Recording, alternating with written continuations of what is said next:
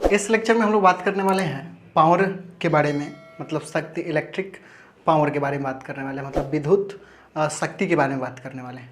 पिछले लेक्चर में हम लोग पैरेलल कनेक्शन और सीरीज कनेक्शन अच्छी तरह से समझ चुके थे, उससे रिलेटेड सारी कंसेप्ट भी समझ चुके थे। इसमें आपको इफेक्ट ऑफ इलेक्ट्रिक करंट आपको बताएंगे कि कैसे क्या हीट, अगर कोई भी वायर से इलेक्ट्रिक करंट फ्लो कर रहा है तो कितना हीट होता है, उसके लिए फार्मूला, और साथ में हम लोग पावर को समझने वाले हैं कि क्या होता है। तो चलिए शुरू करते हैं। मैं हूं के कश्यप और प्यारा जर्नल आपका। ये जान लेते हैं कि हम लोग अभी तक जो फार्मूला पढ़ चुके हैं वो कौन कौन सा फार्मूला आप पढ़ चुके हैं इस इलेक्ट्रिसिटी के अंदर में। तो आपको याद हो फर्स्ट नंबर में हम लोग फार्मूला पढ़ा था कि Q = NE होता है। फर्स्ट ही बार में हम लोग इस लेक्चर को पढ़ चुके हैं, इसको क्वांटाइज नंबर बोल रहे होते हैं, ठीक है। दूसरे नंबर में हम लोग पढ़े थे कि पोटेंशियल डिफरेंस इक्वल टू जो होता है ये क्या है, V से इंडिकेशन अब आपको याद होनी चाहिए, ठीक है। पोटेंशियल डिफरेंस इक्वल टू होता है वर्क डन बाय चार्ज, ठीक है। ये होता है अपना पोटेंशियल। 3 नंबर में हम लोग पढ़े थे कि I = इलेक्ट्रिक करेंट, है ना, इलेक्ट्रिक विद्युत धारा इक्वल टू हम लोग पढ़े थे। ये क्या होता है, तो चार्ज बटे टाइम, मतलब आवेश बटे समय। तो यहाँ से अब नेक्स्ट फार्मूला हम लोग ओम्स लॉ से पढ़े थे कि V = IR होता है, जिसमें R क्या है, रेजिस्टेंस है, प्रतिरोध है, और ये विद्युत धारा और ये आपका पोटेंशियल डिफरेंस है। अच्छा, अब यहाँ से देखिएगा, इसके बाद हम लोग 6 नंबर में पढ़े थे R = याद करिएगा इतना L/ कितना एरिया, ठीक है। ए लेंथ होता है, ए क्रॉस सेक्शनल एरिया होता है, और ए क्या होता है, रेजिस्टिविटी होता है ना। तो इस बात को हम लोग विभवांतर जिसको हम लोग बोल रहे होता है। अच्छा, नेक्स्ट 7 नंबर में हम लोग एक फार्मूला पढ़े थे कि R1 + R2 + R3 + ... Rn। ये कब के लिए, जब कोई भी वायर को या कोई भी अप्लायंस को या फिर कोई भी बल्ब को हम लोग सीरीज में जोड़ रहे होते हैं, तब के लिए ये फार्मूला उसका रेजिस्टेंस निकालने के लिए यूज़ करते हैं। अगर पैरेलल में हो तब हम लोग क्या लिखते हैं, 1/RA 1/R1 + 1/R2 + 1/R3 + ... 1/Rn होता है। इस बात को यहाँ तक हम लोग अभी तक फार्मूला पढ़ चुके हैं, ठीक है। इसको अब एक दूसरे को फेरबदल करने आएगा, एक दूसरे से खेलने आना चाहिए। जैसे अब ये V = आपको दिख रहा है, तो वर्क डन यहाँ से निकाल करके कहीं दूसरी जगह यूज़ करना है। जैसे V यहाँ है, V का वैल्यू यहाँ अगर यूज़ कर दे, यहाँ पे वर्क डन बाई क्या हो जाएगा, Q, तो V = क्या हो जाएगा, Q को इधर भेजा QIR हो जाएगा, वर्क डन = QIR हो जाएगा। तो इसमें फेरबदल आपको करने आनी चाहिए। तो इतना बात आपको समझ में आ रहा है। हम लोग आते हैं इलेक्ट्रिक पावर पे, ठीक है, विद्युत शक्ति, ठीक है। ये क्या होता है, इसको बोलते हैं, जो हम लोग बल्ब यूज़ करते हैं, जितना एनर्जी वो यूज़ करता है बल्ब या कोई भी इंस्ट्रूमेंट आप लगाए हुए हैं बल्ब के अंदर, ये वायर के अंदर में, जो जैसे हम बल्ब जला रहे हैं, फ़ैन चला रहे हैं, AC चला रहे हैं, तो इसके बीच में जो इसको चलाने के लिए जितना एनर्जी लॉस होता है, उसी को हम लोग क्या बोलते हैं, इलेक्ट्रिक पावर होता है, उसी को बोलते हैं इलेक्ट्रिक पावर। तो यहाँ पे एनर्जी कंज्यूम, अब एनर्जी किस तरह का, इलेक्ट्रिक एनर्जी है, इसलिए electric energy consume, electric energy consumed in conscious circuit, कौन सा सर्किट, तो electric circuit is called conscious power, मतलब शक्ति। अब याद रखिएगा, पावर को हम लोग इंडिकेट करते हैं कॉन्शियस से P से। तो यहाँ से क्या होता है, फॉर्मूला बनता है। पहला चीज़ ये समझ में आ गया, जो एनर्जी हम लोग यूज़ करते हैं उसी को हम लोग क्या बोलते हैं, पावर बोल रहे होते हैं। तो उसको कैसे निकालें, क्या फॉर्मूला है उसका, तो याद रखिएगा, ये वर्क डन बाई टाइम होता है। मतलब समझिएगा, अगर यहाँ से और यहाँ तक मुझे कोई चार्ज को लेकर के जाने हैं, और यहाँ पे कहीं मान लीजिए ये वायर है, और यहाँ पे आप कहीं बल्ब लगाए है ना, तो यहाँ से यहाँ तक ले जाने के लिए मुझे क्या करना पड़ेगा, वर्क करना पड़ेगा। और यहाँ से यहाँ तक जाने के, चार्ज को जाने के लिए क्या लगेगा, कुछ ना कुछ टाइम लगेगा। और इसके रेशियो को, इसके मतलब कौन चीज़, वर्क डन बाई पर टाइम = ही बनता है कौन चीज़, पावर। इतना बात आप याद रखेंगे। यहाँ से यहाँ तक ले जाने में जो वर्क डन किया गया उसी को हम लोग बोलते हैं पावर। वर्क डन करना क्यों पड़ा? क्योंकि यहाँ बल्ब लगा हुआ है, अगर ये नहीं लगा, ग्लो नहीं करेगा तो यहाँ से चार्ज पास नहीं करेगा, तो वर्क डन भी नहीं होगा, ठीक है ना। तो पावर भी क्या होगा? एनर्जी कंज्यूम नहीं होगा। यहाँ पे आप बल्ब लगा है इसलिए यहाँ से यहाँ एनर्जी जा रहा है, और बल्ब कौन चीज़ में? यहाँ से इलेक्ट्रिक एनर्जी जा रहा है, वहाँ से लाइट एनर्जी में कन्वर्ट कर रहा है। इतना बात आप अच्छी तरह से जानते हैं, आप समझिएगा। एक्सक्यूज में 1 मिनट। Okay right. तो यहाँ से P इक्वल टू हम लोग W/T पढ़ चुके, तो ये होता है एक पावर का फॉर्मूला। तो ये इसका मतलब है कि 9 नंबर में एक फार्मूला हम लोग power equal to P equal to W/T पढ़ चुके हैं। अब याद रखिएगा, पावर मतलब विद्युत शक्ति इक्वल टू कार्य बाई क्या होता है? समय होता है। तो इतना आप याद रखना पड़ेगा आपको फॉर्मूला को, ठीक है। अब समझिएगा, यहाँ से अगर मैं यूनिट पूछ दूँ, यूनिट ऑफ पावर, तो क्या हो जाएगा? वर्क डन का मुझे पता है जूल होता है और टाइम का सेकेंड होता है, इसका मतलब जूल पर सेकेंड, और जूल पर सेकेंड को हम लोग आज जो बोलेंगे वो वाट बोलेंगे। इसका मतलब है वाट लगा देंगे। आज हम लोग क्या करेंगे? जूल बाई पर सेकेंड, जूल पर सेकेंड को ही हम लोग क्या बोलते हैं? वाट बोलते हैं। अब याद रखिएगा, यूनिट ऑफ कौन चीज़? पावर क्या होता है? वाट होता है।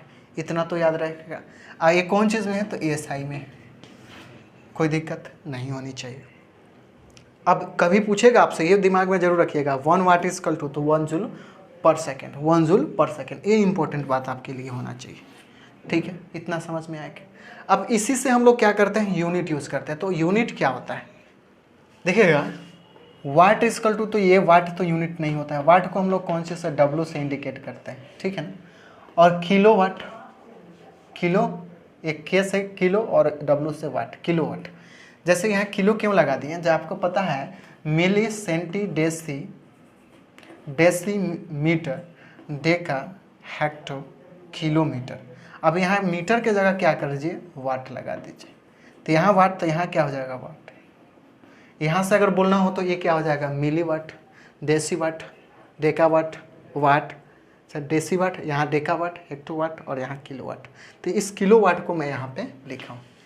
किलो वाट में कितना हो जाएगा होगा? तो 10 टू दी पावर 10 ये कितना हो जाएगा? वाट के बराबर हो जाएगा।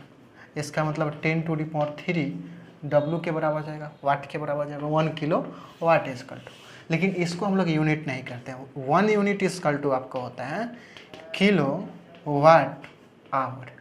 किलो वाट आवर को हम लोग क्या बोलते हैं? यूनिट बोल रहे होते हैं। तो इसको एसआई में से चेंज करेंगे तो देखिएगा, किलो का ये हो जाएगा 10 टू दी पावर 3, और आवर का ये कितना हो जाएगा? 60 इंटू 60, तो सेकेंड में कन्वर्ट हो गया। और ये क्या हो गया? Watt second. ये यूनिट वाट सेकेंड, और ये वाट सेकेंड ही क्या बनेगा? जूल बनने वाला है। यहाँ अब इसको कर लेंगे 3 पॉइंट कितना हो जाएगा? 6 इंटू 10 टू दी पावर 6, ठीक है। और एनर्जी इतना आप क्या कर रहे होंगे? यूज़ कर रहे होंगे, इतना वाट। तो इसको आप क्या इतना जूल लिख रहे हैं तो अच्छी बात है, आप इसको यूनिट याद रखिएगा। तो 1 यूनिट इक्वल टू सिर्फ इतना याद रखना है, 1 किलो वाट आवर होता है। 1 unit equal to 1 kilowatt hour, तो उसमें कितना एनर्जी होता है? 3.6 into 10 to the power 6 joule होता है। तो इतना आपको याद रहेगा, कोई दिक्कत की बात नहीं होनी चाहिए इसमें। तो ये होता है एनर्जी। अभी के डेट में अगर हम लोग बोले कि लगभग 8 रुपया हो चुका है 1 यूनिट का, मतलब इतना एनर्जी यूज़ करते हैं, तो मुझे कितना देना पड़ता है? 1 रुपया, सॉरी 8 रुपया देना पड़ता है। बात समझ पा रहे हैं क्या? इतना तो समझ में आपको आ रहा है। अब समझिएगा, इसका फॉर्मूला से थोड़ा खेलने आना चाहिए कि जैसे पावर इक्वल टू हम लोग पढ़ चुके हैं कि वर्क डन बाई क्या होता है? टाइम होता है।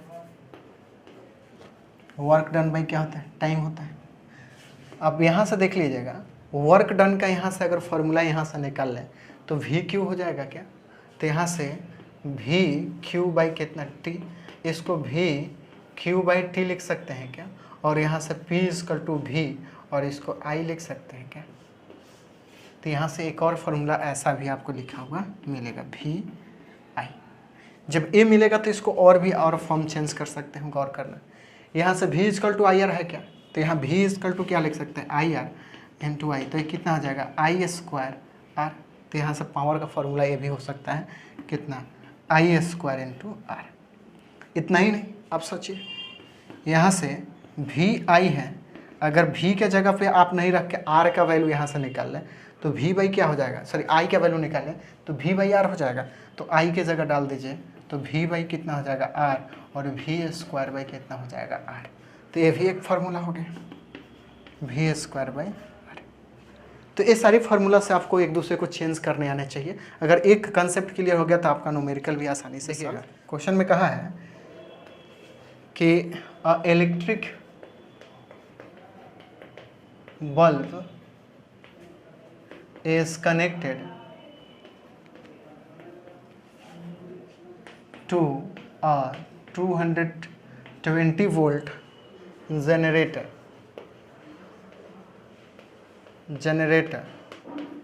The current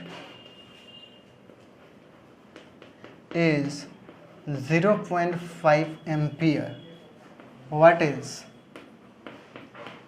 is P, मतलब पावर। तो इसका पावर कितना होगा, ठीक है, ये आपको फाइंड आउट करना है। यहाँ से पहले क्या कीजिए, देखिएगा यहाँ से आपको क्या दे दिया, electric bulb is connected to इतना वोल्ट। वोल्ट मतलब हम लोग जानते हैं क्या आता है, पोटेंशियल डिफरेंस। पोटेंशियल डिफरेंस को भी से इंडिकेट करते हैं, तो 220 क्या होता है, वोल्ट। कंफ्यूज नहीं होगा, ये क्या है, ये पोटेंशियल डिफरेंस को इंडिकेट करते हैं भी से, और उसके यूनिट को भी से इंडिकेट करता है। तो स्मॉल और लार्ज से कम कैपिटल से मतलब होता है। तो यहाँ पे दिमाग लगा सकते हैं, इसमें कोई दिक्कत नहीं होनी चाहिए। उसके बाद क्या है, एक क्या है, करेंट है, एम्पियर 0.50 कॉन्शियस एम्पियर। यहाँ से आप P इक्वल टू आप कौन सा फॉर्मूला यूज़ करें, तो देख लीजिए, वर्क बाई टाइम। तो ये तो इसमें तो है नहीं वर्क, VI, तो V भी पता है और I भी पता है, V पता है I पता है, तो ये फार्मूला यूज़ कर लेते हैं। तो 220 इंटू 0.50, इसका मतलब है 22 इंटू 5 हो जाएगा। अरे 5 दूना 10 दूना, ये कितना आता ना, कॉन्शियस वाट लिख रहा हूँ। इस क्वेश्चन को आप क्या करेंगे, इसी में मैं आपको हीट का भी कंसेप्ट समझाऊंगा। 100 joule of heat are produce each second in a 4 ohm resistance. Find V मतलब potential difference across the resistor. across the register, यहाँ पे निकालना है आपको कॉन्शियस पोटेंशियल डिफरेंस। यहाँ पे देखना है कि 100 ऑफ हीट प्रोड्यूस करता है, कौन प्रोड्यूस कर रहा है, तो 4 एम्पियर का जो रेजिस्टेंस है वो इतना हीट प्रोड्यूस करता है। तो पहले हीट प्रोड्यूस के लिए समझ ले कि क्या होता है, गौर करिएगा। अगर ये वायर है, ठीक है, और यहाँ पे आपने बल्ब यूज़ कर दिया, और यहाँ से कहीं बैटरी से इसको करंट यहाँ से फ्लो करा रहा है, बल्ब ग्लो कर रहा है, इसका मतलब यहाँ पे कुछ ना कुछ पावर लग रहा है, ठीक है। और यहाँ से यहाँ तक जाने में इसको कुछ वर्क करना पड़ा, तो कुछ टाइम लगा, तो ये टाइम मान लीजिए T।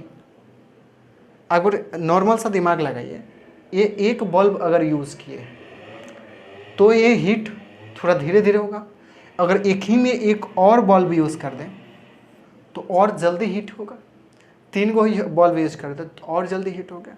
इसका मतलब है कि इस वायर पे जितना हम लोग अप्लायंस जोड़ रहे हैं, जितना हम लोग बल्ब जोड़ रहे हैं या इंस्ट्रूमेंट जोड़ रहे हैं, उतना ही ज़्यादा क्या होगा, हीट होना शुरू हो जाएगा।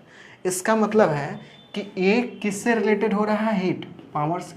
मतलब जितना ज़्यादा पावर यूज़ करिएगा उतना ज़्यादा हीट होगा।